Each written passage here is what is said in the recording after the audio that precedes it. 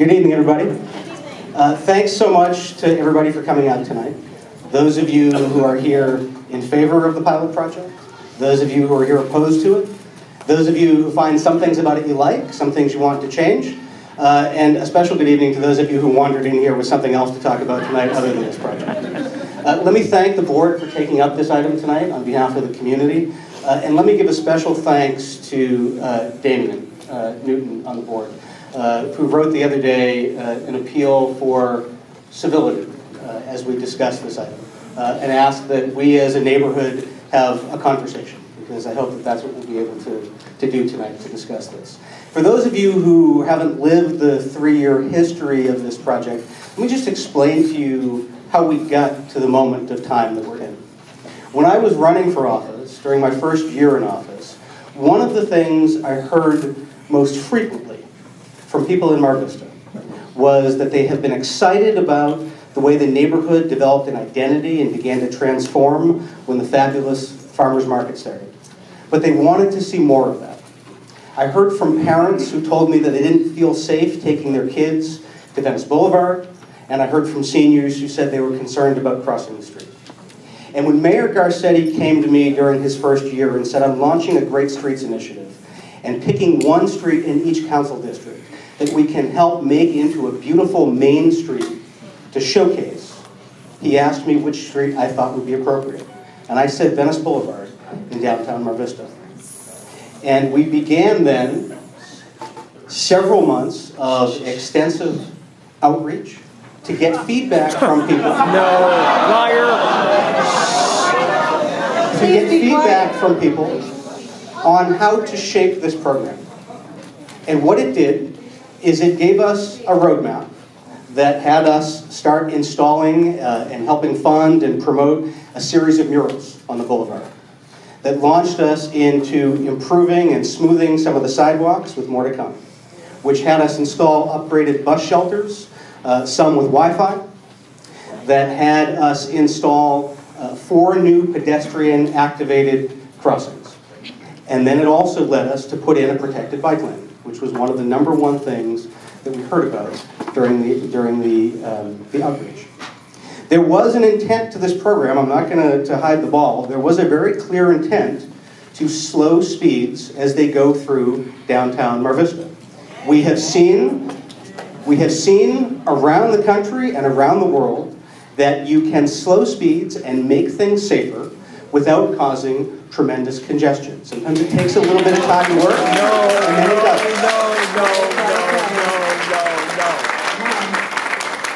The #1 thing we heard, no matter what aspect people were asking about, was they wanted to be safe and they wanted to feel safe in this area so it could be a more vital center for their neighborhoods.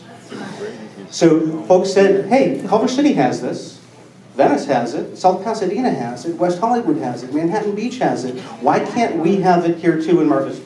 And so that was the intent of this. So we launched a pilot program. And a pilot program means we are going to try things and we are going to evaluate things.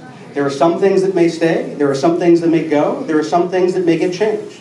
And the way we evaluate the pilot program is we use data, we use feedback on how people experience the neighborhood and the boulevard. Very ugly.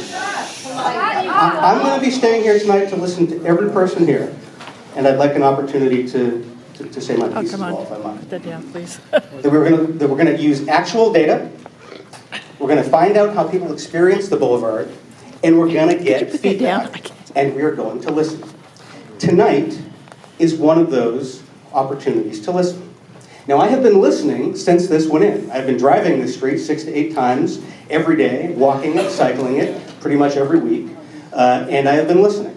And I have heard a number of different things, and not all of them jive. I have heard from some drivers that their commute has slowed significantly. I've heard from others that it hasn't impacted their commute whatsoever. I've heard from some neighbors who have said that they feel these improvements, this pilot, has made the neighborhood safer and calmer and more inviting for them and their families. You call this calm? This is not calm. I have heard from others who have expressed concerns about the potential of cut-through traffic in their neighborhoods. I have heard from some business people who have said their business has been negatively impacted. Big I have time. heard from some business people who say that their business has been positively impacted. Are they here? I have heard from some cyclists who say that the protected lane is the best thing ever. And I've heard from some other cyclists, there's been feedback on every aspect. It's been both positive and negative. And I've heard from some cyclists they're concerned about blind turns at some of the intersections. Absolutely.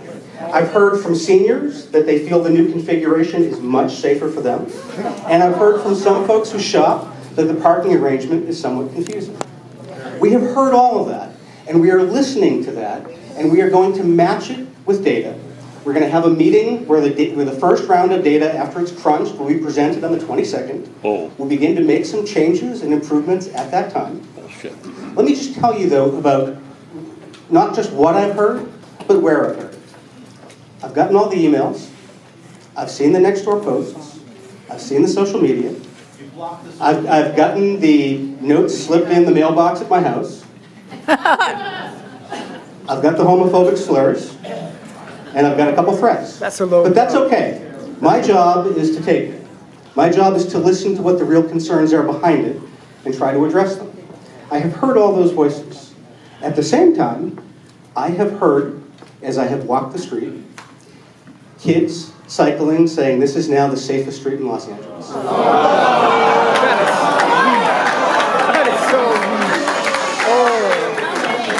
That is so mean. I have had... That's the low-hanging fruit. I have had Low-hanging people, fruit. I cannot walk the street without people coming up to me and telling me how much they love it. Every single time. And I'm betting that members of the board have had the same experience. When I go to block parties, when I sit at the Venice Grind, when I go to church, when I drop my kid off at school, people are coming up and saying, we like this, please make it work, please continue it, let's see how this can happen.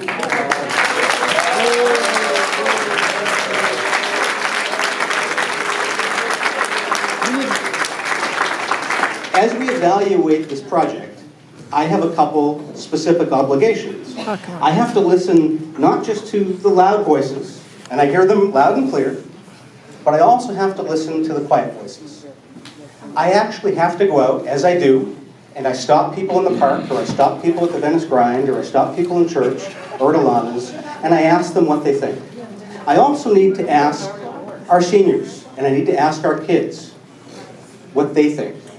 I have to actually think about not just what is in the interest of Mar Vista today, but what is in the interest of Mar Vista tomorrow, and Mar Vista 5 years from now, and Mar Vista 10 years from now.